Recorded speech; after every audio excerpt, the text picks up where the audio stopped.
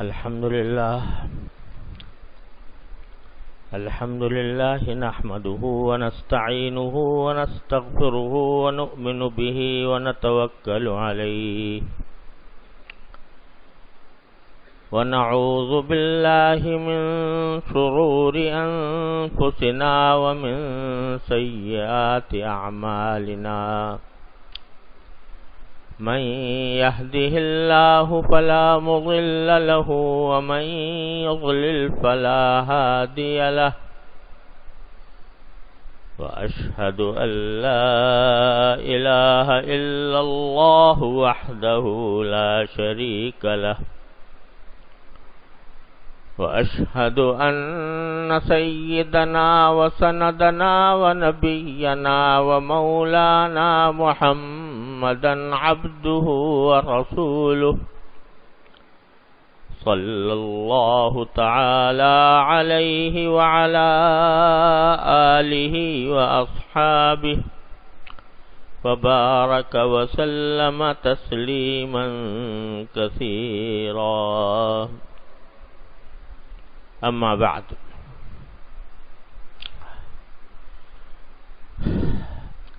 پچھلے اتوار کو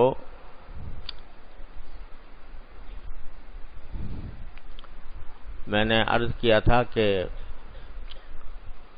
رمضان کا مہینہ خاص طور پر دعاؤں کے لیے بڑا خاص زمانہ ہے دعاؤں کا۔ یوں تو اللہ تبارک و تعالی اپنے فضل و کرم سے ہر زمانے میں اور ہر جگہ بندے کی دعا سنتے ہیں اور قبول فرماتے ہیں، لیکن رمضان کے مہینے میں خاص طور پر اللہ تبارک و تعالی کی رحمت بندوں کو نوازنے کے لیے بہانے ڈھونڈتی ہے۔ روزہ رکھا تو معافی، روزے کے وقت افطار کر رہے ہو اس وقت دعا کر لو تو اللہ تبارک و تعالیٰ قبول فرماتے ہیں، روزے کی حالت میں کر لو اللہ تعالیٰ قبول فرماتے ہیں، رات کو اللہ تعالیٰ کی عبادت کرنے کے ساتھ دعا کر لو اللہ تعالیٰ قبول فرماتے ہیں۔ غرض قدم قدم پر اللہ تبارک و تعالیٰ نے مقامات اجابت رکھے، تو اس لحاظ سے اگر دیکھا جائے تو یہ دعا کا بھی مہینہ ہے، اور حقیقت یہ ہے کہ ہم لوگوں کو دعا مانگنا آتا نہیں۔ جس کسی کو دعا مانگنا آ جائے بس اس کو سمجھو کہ دنیا و آخرت کی کامیابی مل گئی۔ دعا کرنے کا اللہ تبارک و تعالی سلیقہ عطا فرما دے، دعا کرنے کی اہمیت دل میں ڈال دے، جو دعا اللہ تبارک و تعالی کی بارگاہ میں کرنے کا ایک ذوق پیدا فرما دے تو سمجھو کہ سب کچھ حاصل ہو گیا۔ تو ہمارے کچھ احباب نے یہ فرمایا تھا، فرمائش کی تھی، اور مجھے بھی دل چاہتا تھا کہ جو دعائیں قرآن کریم میں وارد ہوئی ہیں اور جو نبی کریم سرور دو عالم صلی اللہ علیہ وسلم سے ماثور ہیں، ان میں ایک ایک کر کے کچھ تھوڑی سی تشریح پیش کروں۔ تو احباب نے کہا تھا کہ مناجات مقبول ہم پڑھتے ہیں تو اس کی تشریح ہو جایا کرے، تو اللہ کے نام پر وہ شروع کرتے ہیں آج۔ مناجات مقبول در حقیقت حضرت حکیم الامت مولانا اشرف علی صاحب تھانوی قدس اللہ تعالی سرہ نے دعاؤں کا ایک مجموعہ مرتب کیا ہے،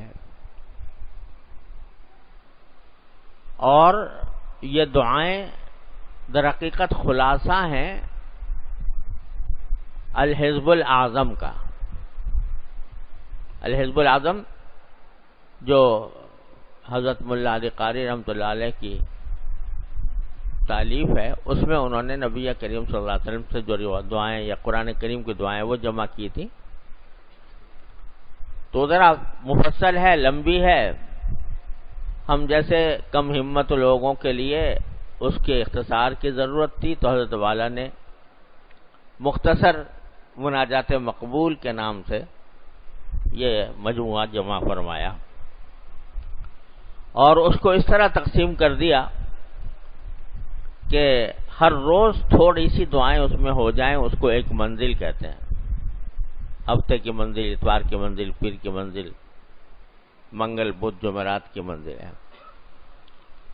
لیکن اس کا یہ مطلب نہیں ہے کہ ان دعاؤں کا خاص پیر سے تعلق ہے یا منگل سے تعلق ہے یا بدھ سے تعلق ہے، یا بس جمع کیے تاکہ ایک مرتبہ وہ سارا خلاصہ ہفتے میں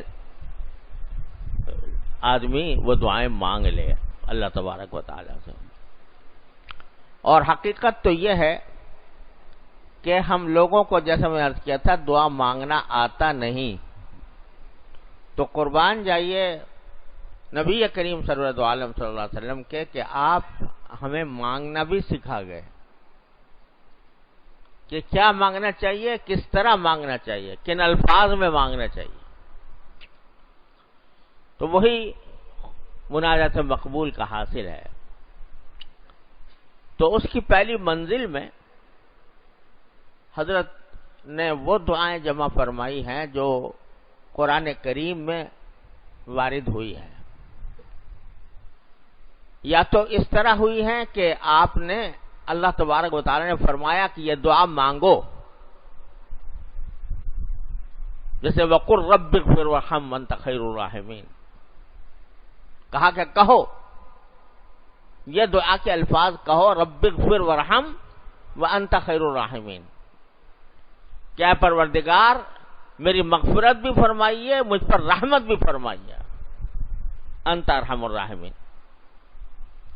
تو بعض تو وہ ہیں جو خود سکھائی ہیں اللہ تبارک و تعالی نے، اور بعض ایسی دعائیں ہیں جو اللہ کے نیک بندوں کی زبان پر اللہ تعالی نے جاری فرمائی اور ان کی تعریف فرمائی کہ فلاں بندے نے یہ دعا کی، یا کچھ لوگ اچھے لوگ ہیں وہ یہ دعا کرتے ہیں. تو ان دعاؤں کی تعریف فرمائی کہ یہ دعائیں اچھی دعائیں ہیں اور بندوں نے، اچھے بندوں نے، اللہ کے نیک بندوں نے یہ دعائیں کی ہیں. تو پہلی منزل میں حضرت نے شروع میں وہ قرآنی دعائیں جمع کی ہیں. قرآنی دعاؤں کا ایک خاصہ اور ان کا ایک امتیاز اور ان کا ایک بڑا فائدہ حضرت حکیم الامت قدس اللہ تعالی سرہ نے اپنے مواعظ میں بیان فرمایا کہ جو دعائیں اللہ تعالی نے سکھلائیں، ہمیں آپ کو سکھلائیں کہ یہ دعا مانگا کرو، تو یہ دعا جو ہے انشاءاللہ اس کی قبولیت میں کوئی شک نہیں ہونا چاہیے، کیونکہ خود سکھلا رہے ہیں کہ یہ کہو رب اغفر وارحم وانت خیر الراحمین مثلا. تو ایک شریف آدمی سے بھی یہ بات ممکن نہیں ہے کہ کوئی آدمی دوسرے کو دعوت دے کہ بھائی مجھ سے یہ مانگو، اور جب دینے کا وقت آئے تو کہ بھاگ جاؤ. کوئی شریف آدمی ایسا نہیں کر سکتا. تو اللہ جل جلالہ جو ارحم الراحمین ہیں وہ ہم سے کہیں کہ یہ دعا کرو اور پھر اس کو رد کر دیں کہ نہیں میں نہیں دیتا تمہیں. یہ تو اللہ تعالیٰ نے خود بنایا مضمون بنا کر، درخواست کا مضمون بنا کر بتا دیا کہ دیکھو یہ کہو گے، یہ درخواست کرو گے تو پھر ہمیں دیکھو ہماری کیا رحمت ہے. وقل رب اغفر وارحم وانت خیر الراحمین. لہذا قرآن کریم کی جو دعائیں ہیں وہ اس لحاظ سے بڑی اہمیت رکھتی ہیں کہ خود اللہ جل جلالہ نے سکھائی کہ یہ دعا مانگا کرو. تو اب یہ بات بڑی بعید ہے، تقریباً ناممکن ہے کہ اللہ تعالیٰ خود دعا سکھائیں اور ہم وہ دعا کریں. اور اللہ تعالیٰ رد فرما دے، یہ نہیں ہو سکتا۔ لہذا پہلے وہ دعائیں جمع کی ہیں حضرت نے جو قرآن کریم میں آئی ہیں، اس کے بعد وہ آئی ہیں جو احادیث میں آئی ہیں۔ ہر ایک دعا ایسی ہے کہ ان میں سے ایک دعا بھی قبول ہو جائے انسان کا بیڑا پار ہو جائے۔ تو شروع کیا ہے مناجات مقبول کو اس قرآنی دعا سے کہ ربنا آتنا فی الدنیا حسنہ وفی الآخرۃ حسنہ وقنا عذاب النار۔ یہ دعا عام طور سے مسلمانوں کو یاد ہوتی ہے، اکثر و بیشتر یاد ہوتی ہے۔ جن لوگوں کو نماز جنازے کی دعا یاد نہیں ہوتی وہ یہ پڑھتے رہتے ہیں۔ کئی لوگوں نے بتایا کہ جی ہم تو نماز جنازے کی جو تیسری تکبیر کے بعد دعا ہوتی ہے وہ بہت افسوس ہے کہ بہت سے ہمارے مسلمانوں کو یاد نہیں ہوتی۔ کیا مشکل کام ہے جو دعا رسول کریم صلی اللہ علیہ وسلم منقول ہے، آدمی اس کو یاد کر لے۔ تو اب کیا ہوتا ہے کہ اتنی بڑا مجمع ہوتا ہے نماز جنازہ کا، لیکن اس میں وہ لوگ جو صحیح دعا کرتے ہوں جنازے سے مناسب، میرے خیال میں معدود چند ہی ہوتے ہیں۔ جو مدرسے سے تعلق ہے جس کا، مکتب سے کوئی تعلق ہے جس کا، وہ تو جانتا ہے، لیکن یہ ماشاءاللہ اعلیٰ تعلیم یافتہ حضرات جو کالجوں اسکولوں میں پڑھے، تو مجھے نہیں خیال کہ ان کو یہ دعائیں یاد ہوتی ہوں گی۔ تو لہذا مجھ سے کئی لوگوں نے پوچھا جی ہمیں وہ دعا تو یاد نہیں ہے پر ربنا آتنا پڑھ لیتے ہیں تیسری رکعت میں، تیسری تکبیر کے بعد۔ چلو میں نے کہا پڑھ لو، یہی پڑھ لو، لیکن کوشش تو کرو، سیکھنے کی کوشش تو کرو۔ ایک مسلمان کو اگر نماز جنازہ نہ آئے تو کتنی بڑی یعنی سبکی کی بات ہے۔ عرب ممالک میں نے دیکھا کہ نماز جنازہ ہوتی ہے حرم میں تقریباً ہر نماز کے بعد، تو جو عرب لوگ وہاں کے باشندے ہیں وہ خوب دعائیں پڑھتے ہیں اور جنازے سے دعائیں پڑھتے ہیں جو منقول ہے نبی کریم صلی اللہ علیہ وسلم۔ ایک نہیں، دو تین ہیں، تین چار ہیں، اور بھی زیادہ ہیں۔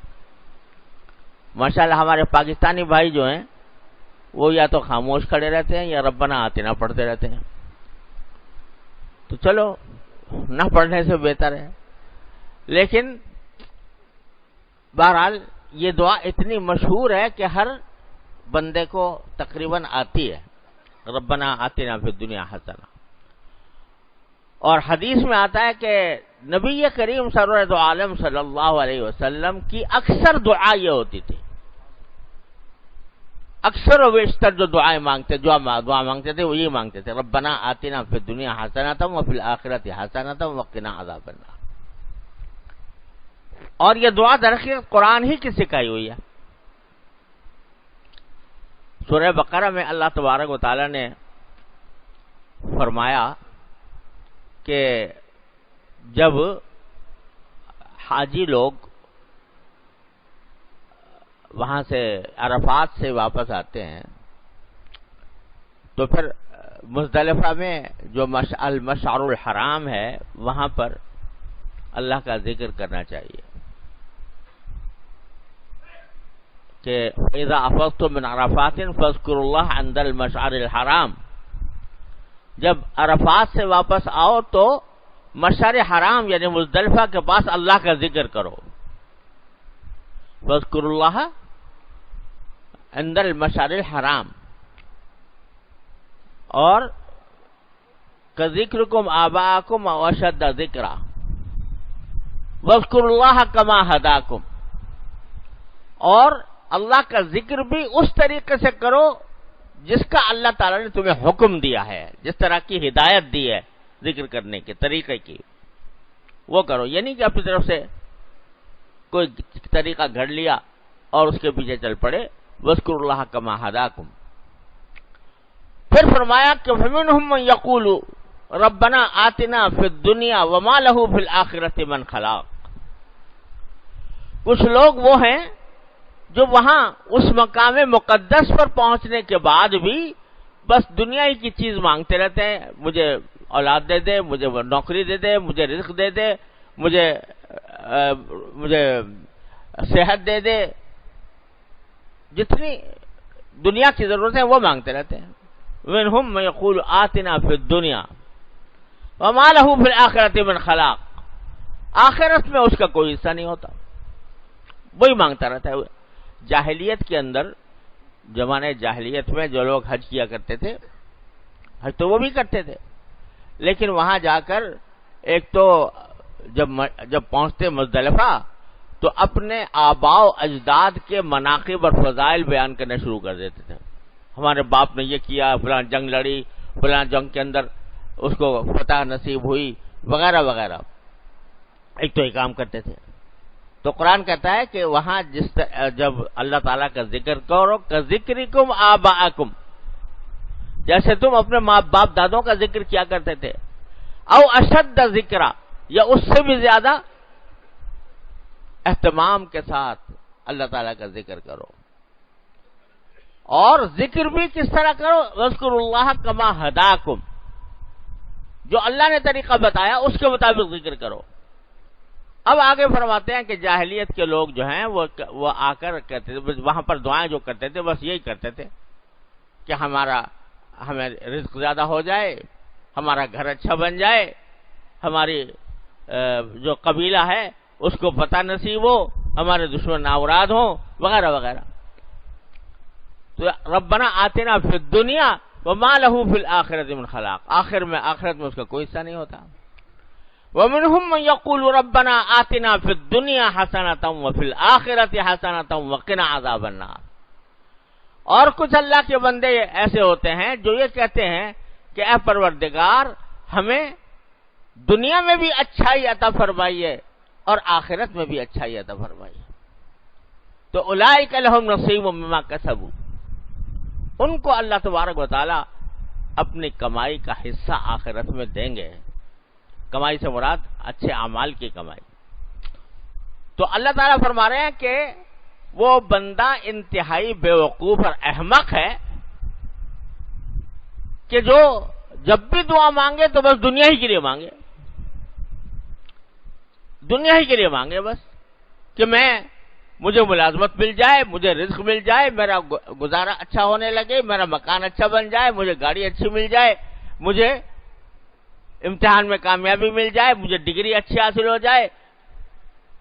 بس سارا سوچ کا جو محور ہے وہ دنیا ہی دنیا ہے, بس وہی مانگتے ہیں. آخرت کی بات مانگیں کہ یا اللہ آخرت میں ہمارا انجام اچھا کر دیجئے, ہمارے گناہ معاف کر دیجئے, تو اس کی طرف دھیان ہی نہیں. تو اللہ تعالیٰ نے یہاں پر ان لوگوں کی مذمت کی ہے جو جب بھی مانگیں گے دنیا کی بات مانگیں گے, جب بھی مانگیں گے دنیا کی بات مانگیں گے, آخرت کے بارے میں کچھ نہیں. تو یہ اللہ تعالیٰ فرماتے ہیں کہ یہ احمق تنگ نظر لوگ ہیں. ان کی جو سوچ ہے اس کا دائرہ صرف دنیا کی لذتوں کی طرف اور دنیا کے اسباب کی طرف محدود ہے. بس یہ مل جائے تو اس کو سب کچھ مل گیا, چاہے قبر میں جا کے پٹائی ہو, الیاذ باللہ. تو وہ یہ کہتے ہیں کہ ہمیں دنیا دے دیجئے. اب دنیا میں جو غلط چیزیں ہیں وہ بھی مانگتے ہیں. ہمارے والد صاحب رحمۃ اللہ علیہ کے پاس ایک بزرگ آیا کرتے تھے, بڑے عمر رسیدہ تھے, جہاں دیدہ تھے, بڑے تاجر تھے, تہجد گزار تھے. تو کچھ عرصے کے بعد پتہ چلا کہ وہ وظیفے جو ہر وقت پڑھتے رہتے ہیں تو وظیفے میں دعا یہ مانگتے ہیں کہ اللہ سٹے میں میرا جو ہے نمبر نکل آئے.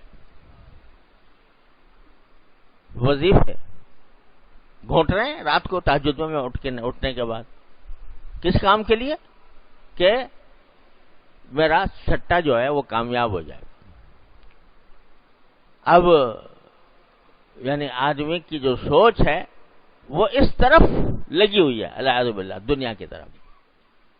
اور ہم اپنے ذرا گریبان میں منہ ڈال کر دیکھیں تو ہماری خواہشات، ہماری امنگیں، ہمارے خیالات زیادہ تر اسی طرف چلتے ہیں کہ ہمیں دنیا کی نعمتیں حاصل ہو جائیں، لذت مل جائے، گھر مل جائے، گاڑی مل جائے، لوگوں میں ہماری شہرت ہو جائے، مقبولیت ہو جائے، بس اس طرف چل رہی ہیں. یہ تصور کہ وہ جنت ملے جس کی تفسیر قرآن کریم نے بیان فرمائی ہے کہ جو چاہو گے ملے گا، نہ خوف ہوگا نہ غم ہوگا، لا خوف علیہم ولا ہم یحزنون. تو اس کا خیال، اس کی فکر، اس کی سوچ، اس کی امنگ، اس کا شوق یہ شاذ و نادر. تو قرآن کہتا ہے کہ وہ کہتے ہیں ربنا آتنا فی الدنیا وما لہ فی الآخرۃ من خلاق. آخرت میں کوئی حصہ ہی نہیں ہے. اللہ تعالی ہمیں ان میں شامل نہ فرمائے. اور حضور اقدس صلی اللہ علیہ وسلم نے یہ دعا بھی فرمائی، آگے آئے گی انشاءاللہ، اللہم لا تجعل الدنیا اکبر ہمنا ولا مبلغ علمنا ولا غایت رغبتنا. اے اللہ ایسا نہ کیجئے کہ ہر وقت ہمارے دماغ پر دنیا ہی سوار رہے، اور اے اللہ ایسا بھی نہ کیجئے کہ ہماری علم کا مبلغ، علم کی انتہا بس دنیا ہی کے اوپر ہو جائے، اور ہماری ساری رغبت اور شوق کا مرکز جو ہے صرف دنیا ہی بنی رہے. تو ایسا نہ کیجیے گا. تو مذمت ہے ان لوگوں کی کہ ان کے دل و دماغ پر ہر وقت دنیا ہی مسلط ہے، اسی کی خواہش ہے، اسی کی امنگ ہے، اسی کا شوق ہے. آگے اللہ تعالیٰ فرماتے ہیں وَمِنْهُمْ مَن يَقُولُ رَبَّنَا آتِنَا فِي الدُّنْيَا حَسَنَةً وَفِي الْآخِرَةِ حَسَنَةً وَقِنَا عَذَابَ النَّارِ. تعریف کس کی؟ اس کی جو دنیا میں بھی حسنہ مانگے، اللہ دنیا میں بھی اچھائی عطا فرمائیے اور آخرت میں بھی اچھائی عطا فرمائیے. دنیا میں بھی اچھی چیزیں دیجئے، آخرت میں بھی اچھی چیزیں دیجئے. حسنہ ایک لفظ ہے چھوٹا سا اور کائنات پوشیدہ ہے. دنیا کے اندر حسنہ مل جائے، اس میں یہ بھی ہے حسنہ اچھائی یہ بھی ہے کہ رزق اچھا مل رہا ہو، اچھائی یہ بھی ہے کہ صحت اچھی ہو رہی ہو، اچھائی یہ بھی ہے کہ اولاد ہو، اچھی یہ بھی ہے کہ گھر والے مطمئن ہوں، اچھائی یہ بھی ہے کہ دوست احباب اچھے ہوں، اچھائی یہ بھی ہے کہ آدمی کو علم حاصل ہو، اچھائی یہ بھی ہے کہ اللہ تبارک و تعالیٰ اس کو عمل صالح کی دنیا میں توفیق عطا فرمائے. سب اچھائی. ایک چھوٹا سا لفظ 4 حرفوں کا حسنہ، ہا سین نون تا، اور اس میں ساری کائنات سمٹ آئی ہے. اچھا دوسری بات یہ کہ ذرا اس پر غور کرو کہ وہ جن لوگوں کی نگاہ دنیا کی حد تک محدود رہتی ہے، جب ان کا ذکر کیا ان کی دعا کا تو وہاں پر کہا ربنا آتنا فی الدنیا وما لہ فی الآخرۃ من خلاق. وہاں حسنہ نہیں ہے، وہ تو دنیا کی اپنی مطلوبہ چیزیں مانگتے ہیں. ہمیں یہ مل جائے، وہ مل جائے، یہ مل جائے، وہ مل جائے، ہمیں اچھا گھر مل جائے، ہماری آمدنی بڑھ جائے، بینک بیلنس ہو جائے. اس میں اچھائی برائی کا تصور نہیں کہ حقیقت میں وہ اچھائی ہو، بلکہ ان کو اپنے ذہن میں کچھ مطلوبہ چیزیں گھڑ رکھی ہیں، وہ چاہے حلال ہو یا حرام ہو، الیاذ باللہ، جائز ہو یا ناجائز ہو. اور وہ حقیقت میں مفید ہوں یا مفید نہ ہوں، وہ اپنی طرف سے گھر رکھی ہیں. یا اللہ دنیا میں ہمیں دے دے، چاہے سٹے کی رقم ہی دے دے، چاہے سود کی رقم ہی دے دے، لیکن دے دے، دنیا میں پیسے دے دے. ہمیں جو سکھایا قرآن نے، کہا کہ نہیں نہیں، دنیا میں ضرور مانگو، بے شک مانگو، دنیا بھی مانگو، لیکن دنیا میں حسنہ مانگو، اچھائی مانگو. اچھائی جس چیز میں ہو دنیا کے اندر اللہ وہ عطا فرمائیے. اب اچھائی جو ہے نا، یعنی اگر اللہ مال دیں آپ تو حلال دیں، رزق عطا فرمائیں تو حلال عطا فرمائیں، صحت عطا فرمائیں تو صحت ایسی ہو کہ جو آپ کے کاموں میں استعمال ہو. اللہ علم عطا فرمائے تو علم کی حقیقت عطا فرمائے. تو ایک مختصر لفظ میں دنیا کی ساری اچھائیاں جمع کر دیں. آپ ذرا سوچو کہ اگر اللہ تعالیٰ ہماری یہ دعا قبول فرمائے، ربنا آتنا فی الدنیا حسنہ، تو کیا رہ گیا؟ دنیا کے اندر جتنی اچھی چیزیں ہیں وہ سب آ گئیں، اور اس میں جہاں مادی چیزیں آ گئیں وہاں روحانی چیزیں بھی. اللہ تبارک و تعالی حسنہ عطا فرمائے، دنیا میں نیک اعمال کی توفیق عطا فرمائے، اپنے ذات کے ساتھ تعلق عطا فرمائے، تعلق مع اللہ عطا فرمائے، اپنا قرب عطا فرمائے، اپنی دھن میں لگے رہنے کا جذبہ عطا فرمائے. اللہ تبارک و تعالی یہ سب دنیا میں عطا فرمائے. ربنا آتنا فی الدنیا حسنہ. کیا کہے گا کوئی، کیا دعا مانگے گا جو ایک لفظ کے اندر قرآن نے بتا دیا، ربنا آتنا فی الدنیا حسنہ وفی الآخرۃ حسنہ. اور اللہ آخرت میں بھی اچھائی دے دیجئے. کیا اچھائی؟ کہ جو کچھ آپ نے دنیا میں کرنے کی توفیق عطا فرمائی اس کا صلہ جو آپ نے مومنین کے لیے جس کا وعدہ فرمایا ہے وہ عطا فرمائیے. آخرت میں جنت عطا فرمائیے، اپنی رویت، اپنا دیدار عطا فرمائیے، اپنی جنت کی نعمتیں عطا فرمائیے جو آپ نے قرآن کے. ربنا آتنا ما وعدتنا علی رسولک، جو آپ نے پیغمبروں کے ذریعے آپ نے وعدے فرمائے ہیں کہ یہ دیا جائے گا، وہ دیا جائے گا. اللہ ہم وہ سب مانگتے ہیں، وہ ہمیں دیجئے. اور پھر آخرت حسنہ، آخرت کے اندر بھی حسنہ دیجئے. اب حسنہ میں بھی آخرت کی ساری نعمتیں شامل ہو گئی. اب ذرا سوچو کہ اللہ تبارک و تعالی نے جتنی چیزیں اس میں جنت میں رکھی ہوئی ہیں تو وہ تو ایسی ہیں کہ جن کے بارے میں حدیث میں آتا ہے کہ ما لا عین رأت ولا اذن سمعت ولا خطر علی قلب بشر.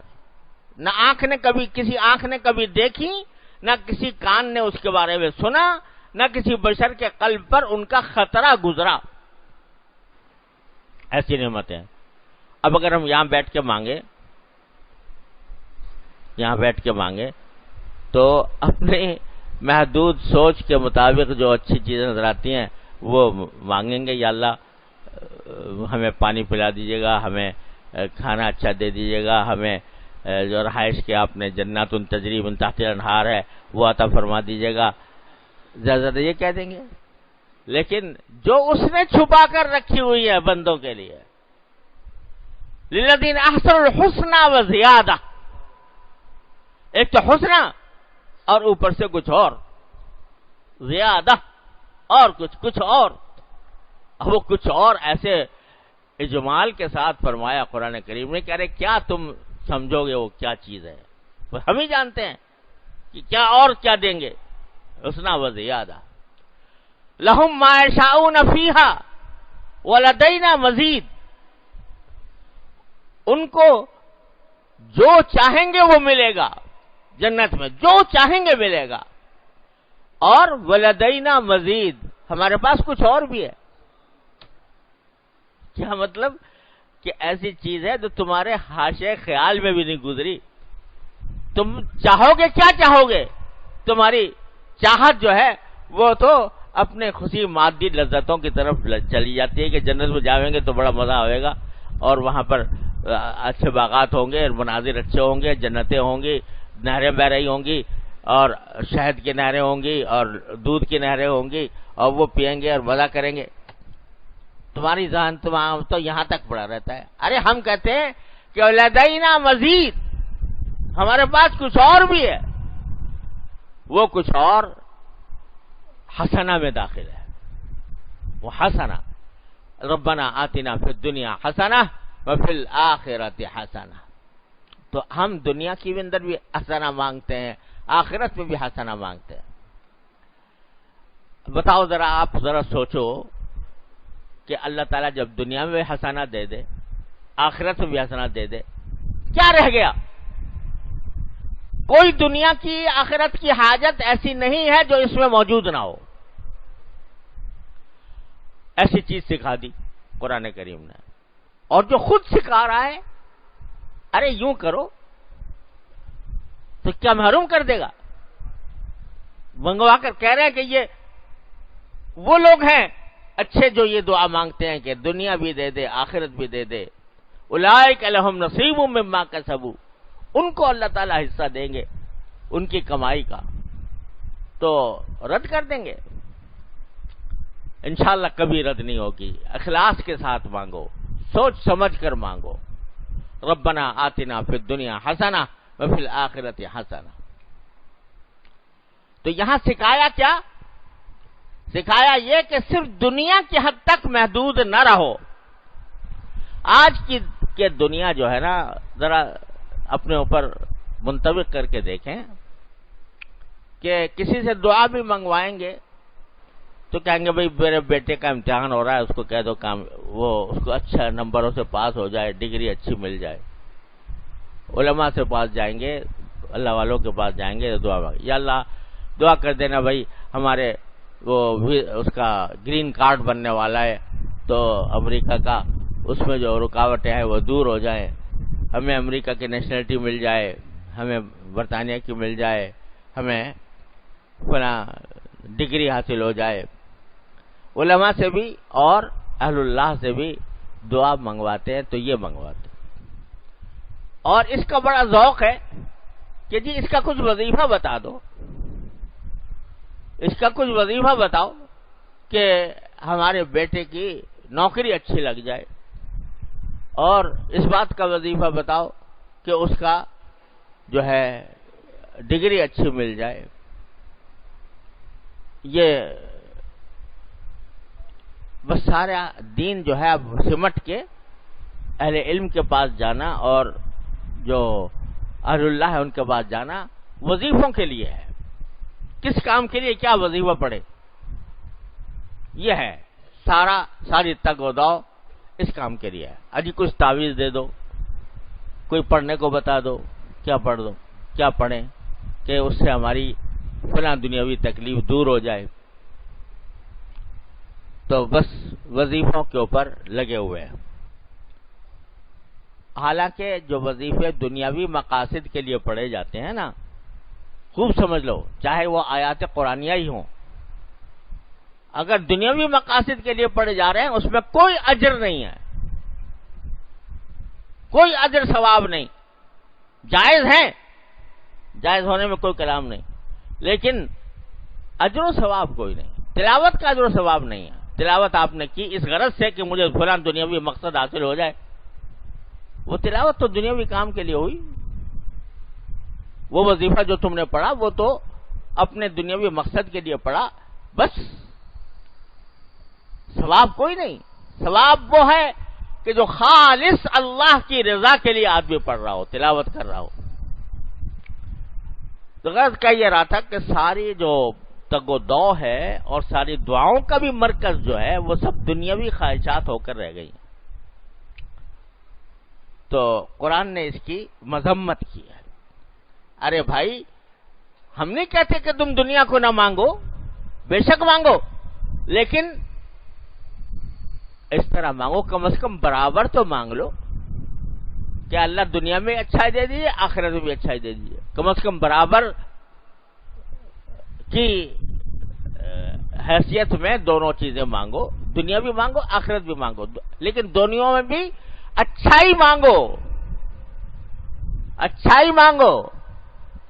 اور اے بیوقوفو، تمہیں پتہ نہیں ہے کہ اچھائی کیا چیز ہے، تمہیں پتہ نہیں ہے کہ اچھائی کیا چیز ہے، تم مانگتے رہتے ہو بعض اوقات کو ایسی چیزیں جو تمہارے لیے مضر ہوتی ہیں، اچھی نہیں ہوتی، لہذا ہم تمہیں نہیں دیتے، وہ نہیں دیتے کیونکہ تمہارے لیے وہ انجام کار اچھی نہیں تھی۔ البتہ ایک چیز فوراً دے دیتے ہیں کہ جو ہی دعا کی تمہارے نام اعمال میں ایک زبردست نیکی کا اضافہ ہو گیا، کیونکہ دعا بذات خود عبادت ہے، بذات خود عبادت ہے، چاہے دنیاوی مقاصد کے لیے کی جا رہی ہو، یہ کہہ رہا ہو کہ یا اللہ مجھے اولاد دے دے، یا اللہ مجھے روزی دے دے، یا اللہ مجھے ملازمت دے دے، دنیا کے لیے مانگ رہا ہو، لیکن دعا مانگنا بذات خود عبادت ہے، اس پر اجر و ثواب ہے، تو یہ حسنہ تو فوراً حاصل ہو گئی تمہاری۔ باقی جو تم مانگ رہے ہو وہ بعض اوقات تم سمجھتے ہو کہ حسنہ ہے، حقیقت میں حسنہ نہیں ہوتی، اس لیے ہم تمہیں کچھ اور دے دیتے۔ تو دونوں چیزوں کو کم از کم مساوی سطح پر تو مانگو، حالانکہ ہونا تو یہ چاہیے تھا کہ دنیا کی اتنی مانگ سے جتنی دنیا میں رہنا، آخرت میں کی اتنی مانگ سے جتنا آخرت میں رہنا، لیکن چلو تم بیوقوف لوگ ہو، تمہیں اندازہ نہیں، لہذا برابر کی سطح پر مانگیے، اللہ دنیا میں بھی اچھائی دے دیجیے، آخرت میں بھی اچھائی دے دیجیے۔ صرف دنیا کے گرد گھومتے رہو اور وہی مانگتے رہو، یہ اللہ کو پسند نہیں ہے، دونوں مانگو۔ یہیں سے یہ بات بھی پتہ چلی کہ دیکھو 3 قسمیں ہو گئیں۔ ایک قسم تو وہ ہوئی کہ جو صرف دنیا مانگتا ہے، آخرت کی طرف دھیان ہی نہیں ہے، اس کی تو قرآن نے کیسے مذمت کر دی، وَلَهُ فِي الْآخِرَةِ مِنْ خَلَاقٍ۔ ایک وہ ہے جو دنیا بھی مانگتا ہے اور آخرت بھی مانگتا ہے، اس کی توثیق کر دی، اس کی تصدیق کر دی، اس کی تعریف کر دی۔ ایک وہ ہے جو صرف آخرت مانگتا ہے، دنیا نہیں مانگتا، صرف آخرت مانگتا ہے، اجی دنیا میں نہیں، مجھے کچھ چاہیے، مجھے جو کچھ دینا وہیں دے دینا، اللہ آخرت میں اس کا ذکر نہیں کیا اللہ تعالیٰ نے، نہ اس کی تعریف کی کہ جو صرف آخرت مانگے اور دنیا نہ مانگے۔ ارے آخرت کو تک پہنچنے کے لیے دنیا ہی تو سیڑھی ہے، لہذا صرف آخرت مانگنا اور دنیا کی بات نہ مانگنا یہ بھی اللہ کو پسند، اللہ تعالیٰ کو پسند نہیں۔ ارے بندگی کا تقاضا یہ ہے کہ دنیا کی بات، دنیا چیز بھی مانگے، یا اللہ میں تو کمزور ہوں، میں فقر و فاقہ برداشت نہیں کر سکتا، مجھے عطا فرمائیے، رزق دیجئے مجھے، میں بیماری نہیں سہ سکتا، اللہ مجھے صحت عطا فرمائیے۔ تو صرف آخرت ہی مانگتے رہو کہ بس یا اللہ وہاں دے دیجئے، مجھے یہاں نہیں چاہیے کچھ، یہ جو ہے نا، یہ عبدیت کے خلاف ہے، بندگی کے خلاف ہے۔ ارے بندہ تو ہاتھ پھیلاتا ہے، ہر کام کے لیے اللہ کے سامنے ہاتھ پھیلاتا ہے، جو اچھی چیز ہے اس کے لیے ہاتھ پھیلاتا ہے۔ تو صرف آخرت کو اس کے معنی کیا ہوئے؟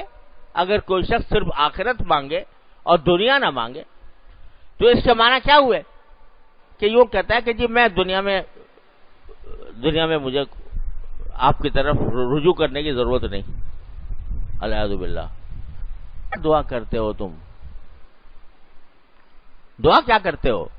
یعنی کیا دعا نہیں کرتے اس بیماری کو دور ہونے کی؟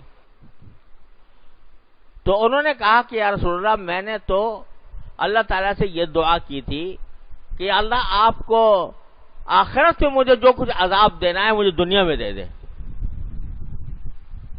اللہ جو آخرت میں عذاب دینا ہے وہ مجھے دنیا میں دے دے، آخرت میں برداشت نہیں کر سکوں گا، یہاں دے دے۔ سرکار دو عالم صلی اللہ علیہ وسلم نے فرمایا کہ بندے خدا تم نے ایسی چیز مانگ لی جو تمہارے طاقت سے باہر ہے، طاقت سے باہر ہے. کہاں وہ عذاب برداشت کر سکو گے دنیا کے اندر؟ ارے یوں کہو کہ ربنا آتنا فی الدنیا حسنۃ وفی الآخرۃ حسنۃ وقنا عذاب النار. یہ دعا مانگو. لہذا بہادر نہ بنو کہ مرض آ گیا تو اب ہم دعا نہیں مانگتے اللہ میاں سے. بعض لوگ یہ سمجھتے ہیں کہ دعا مانگنا جو ہے یہ رضا بالقضاء کے خلاف ہے. اللہ تعالیٰ کے فیصلے پر آدمی گویا راضی نہیں ہے، اس واسطے مانگ رہا ہے. ارے بالکل خلاف نہیں ہے، یہ بندگی کا تقاضا ہے. رضا بالقضاء کا مطلب یہ نہیں ہے کہ آدمی اللہ میاں کے سامنے بہادری دکھائے. رضا بالقضاء کے معنی یہ ہے کہ جب تک کوئی مشکل ہے اس وقت تک اللہ سے کوئی شکوہ نہ ہو، گلہ نہ ہو. یہ ہے معنی رضا بالقضاء. باقی اس کو دور کرنے کے لیے دعا مانگے تو یہ رضا بالقضاء کے خلاف نہیں ہے. اللہ تعالیٰ چاہتے ہیں کہ مانگے بندہ، اللہ تعالیٰ چاہتے ہیں کہ بندہ مانگے، صحت مانگے، رزق مانگے، جو حاجتیں اس کو دنیا کی ہیں وہ مانگے. تو یہ بہادری دکھانا اچھی بات نہیں ہے. تو حقیقت یہ ہے کہ یہ دو جملے ربنا آتنا فی الدنیا حسنہ وفی الآخرۃ حسنہ، یہ اس میں دنیا آخرت کی کوئی بھلائی چھوڑی نہیں جو اس میں آ نہ گئی ہو. جب مانگ رہے ہو ربنا آتنا فی الدنیا حسنہ تو ذرا سوچ سمجھ کے کہ دنیا کی حسنہ، دنیا کی حسنہ صحت بھی ہے، مال بھی ہے، اولاد بھی ہے، گھر والے بھی ہیں، اور نیک اعمال بھی ہیں، نیک اعمال بھی ہیں، اللہ تعالی کے ساتھ تعلق بھی ہے. ارے اس سے اچھی دنیا کس کی ہوگی جس کا ہر وقت اللہ تعالیٰ سے تعلق جڑا ہوا ہو، جس کا دل اللہ تعالیٰ کی ذکر سے آباد ہو، اس کی یاد سے آباد ہو. اس سے اچھی دنیا کس کی ہوگی؟ لہذا یہ سب باتیں حسنہ کے اندر داخل ہیں. جب مانگے تو آدمی ذرا تھوڑا تصور کر لیا کرے. اور آخرت کی حسنہ تو جو قرآن میں تھوڑی بہت چیزیں بیان کی اللہ میں نے جھلک دکھانے کے لیے، وہ اصل جو کچھ ہوں گی وہ تو وہیں جا کے پتہ لگیں گی.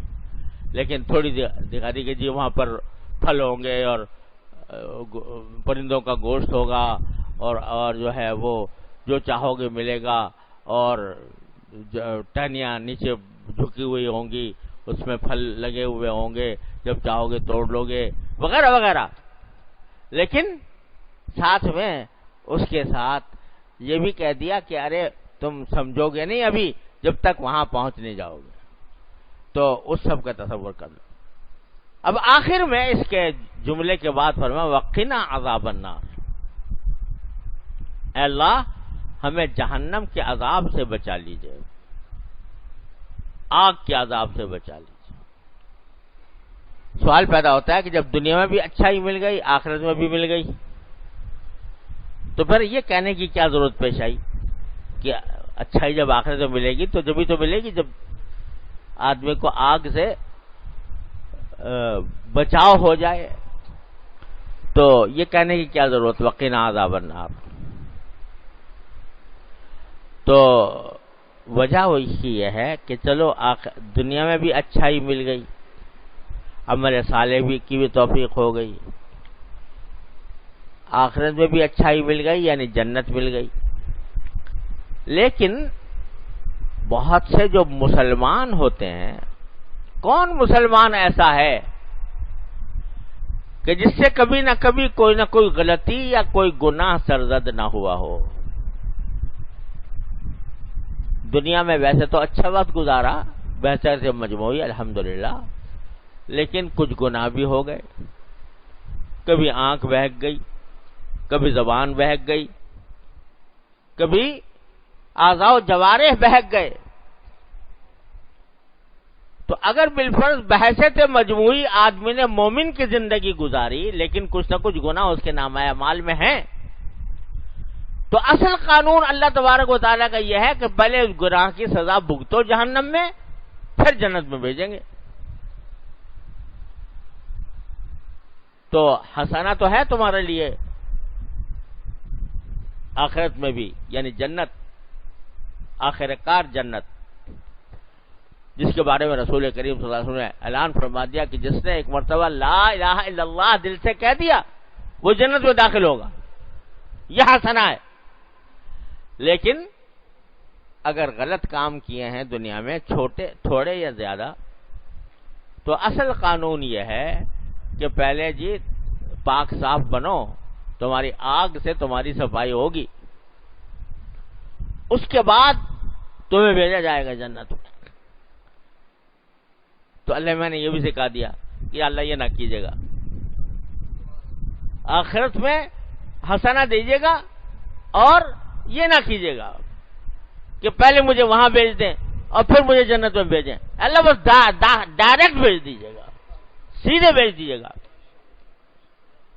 تو جو ایک چھوٹا سا خرخشہ تھا وہ وقنا عذاب النار میں دور کر دیا کہ تھوڑی دیر کے لیے نہ جاؤں. ارے میں تو ایک لمحے کی جہنم بھی برداشت نہیں کر سکتا.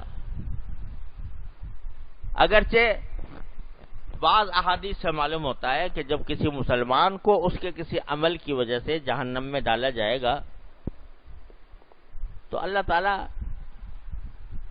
کافروں کی طرح نہیں جہنم میں ڈالیں گے جیسے کافر ہوتے ہیں، بلکہ ڈالا اسے دو چار ہائے پکار کی، چیخ پکار کی، نیند طاری کر دی، اس کے اوپر غشی طاری کر دی، پھر ذرا ہوش آیا، پھر کچھ اس نے چیخ پکار کی اور پھر غشی طاری کر دی.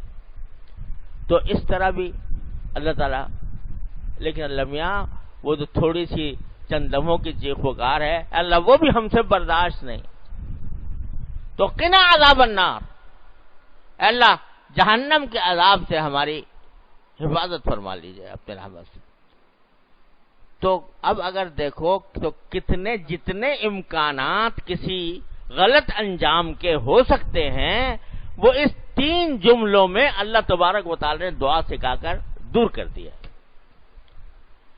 تو مانگو ربنا آتنا فی الدنیا حسنہ وفی الآخرۃ حسنہ وقنا عذاب النار.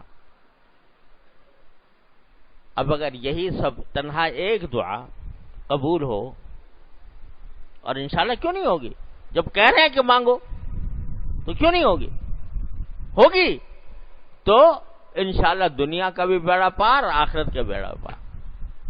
اللہ تبارک و تعالیٰ اپنے فضل و کرم سے ہمیں اس کی حقیقت سمجھنے کی توفیق عطا فرمائے، مانگنے کی توفیق عطا فرمائے. تلاوت نہیں ہے، دعاؤں کی تلاوت نہیں ہے، دعاؤں کو مانگنا ہے. بغیر سمجھے سوچے پڑھتے چلے گئے، یہ دعا تو نہ ہوئی، یہ تلاوت ہوئی. لیکن جب مانگو تو یہ سوچ سمجھ کر مانگو کہ میں کیا مانگ رہا ہوں اور کیا اس کے نتیجے میں اللہ تبارک و تعالیٰ عطا فرمانے والا ہے.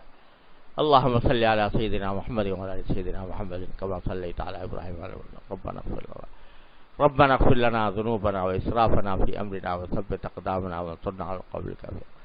ربنا آتنا فی الدنیا حسنۃ وفی الآخرۃ حسنۃ وقنا عذاب النار. ربنا آتنا فی الدنیا حسنۃ وفی الآخرۃ حسنۃ وقنا عذاب النار. ربنا آتنا فی الدنیا حسنۃ وفی الآخرۃ حسنۃ وقنا عذاب النار. یا اللہ آپ کے فضل و کرم سے اپنے رحمت اس رمضان کی ساعتوں سے صحیح فائدہ اٹھانے کی توفیق عطا فرما. یا اللہ ہر طرح کے شر سے ہماری حفاظت فرما. یا اللہ نفس و شیطان کے مقاصد سے ہماری حفاظت فرما. یا اللہ ہمیں دعا کا کرنے کا ذوق اور سلیقہ عطا فرما. یا اللہ آپ سے مانگنے کا ذوق اور سلیقہ عطا فرما. یا اللہ ہر طرح کے شر سے، معصیتوں سے، منکرات سے ہمارے گھر والوں، متعلقین، احباب سب کی حفاظت فرما. یا اللہ ہم ہم بے ہمت ہیں ہمت عطا فرما، ہم بے حوصلہ ہیں حوصلہ عطا فرما، یا اللہ یا رحمان یا رحیم یا کریم، کسی بھی خیر سے ہمیں محروم نہ فرما۔ یا اللہ اس مبارک مہینے میں آپ نے جن جن انوار و برکات کا وعدہ فرمایا، اے اللہ ہم اس کے مستحق نہیں ہیں لیکن محتاج ہیں، یا اللہ ہمارے استحقاق پر نظر نہ فرما، ہماری احتیاج پر نظر فرما، اور یا اللہ وہ سب ہم کو عطا فرما دے، یا اللہ سب ہم کو عطا فرما دے، کسی سے ہمیں محروم نہ فرما۔ یا اللہ سارے انوار و برکات جو آپ نے اس مقدس مہینے کے اندر رکھے ہیں، یا اللہ ہم ان سب کے محتاج ہیں، اے اللہ آپ کی رحمت سے وہ سب عطا فرما دیجئے۔ اللہم انا نسألک من خیر ما سألک منہ عبدک و نبیک سیدنا محمد صلی اللہ علیہ وسلم، ونعوذ بک من شر ما استعاذک منہ عبدک و نبیک سیدنا محمد صلی اللہ علیہ وسلم۔ ربنا تقبل منا انک انت السمیع العلیم وتب علینا انک انت التواب الرحیم، وصلی اللہ تعالی علی خیر خلقہ سیدنا مولانا محمد وعلی آلہ واصحابہ اجمعین، آمین برحمتک یا رب۔